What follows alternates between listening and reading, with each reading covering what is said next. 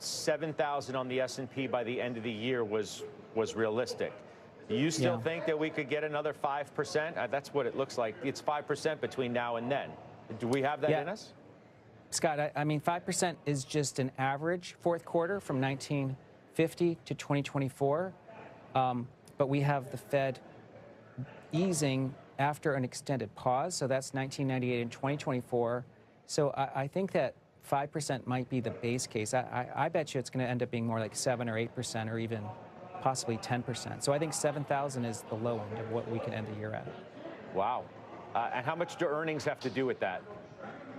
I mean, earnings are going to matter, but, you know, it's been a good start. I mean, we're barely into earnings season. The banks have been good.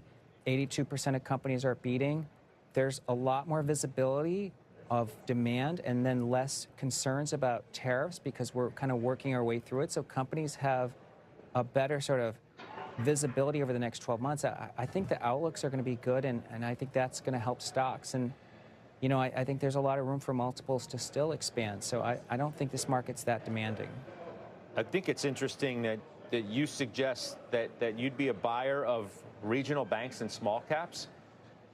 Why are you willing to do that? That's not putting your toe in the water. That's like putting the bathing suit on and jumping in. Why? Well, I mean, Scott, you know, I know there's a lot of muscle memory for people from 2023, and that was because of a big change in rates that really caught a lot of banks offside just in their business model.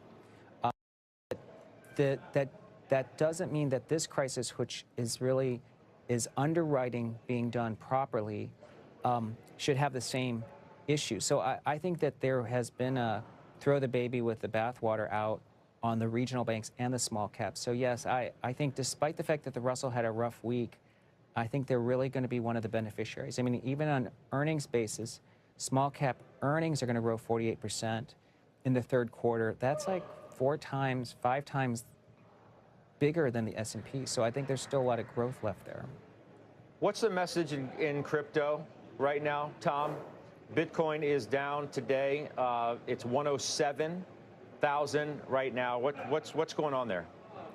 I think there's a couple of things. One is there was a big deleveraging last week because that VIX spike and the tariff headlines triggered the biggest liquidation and deleveraging in crypto ever in history. So I think that people are still licking their wounds.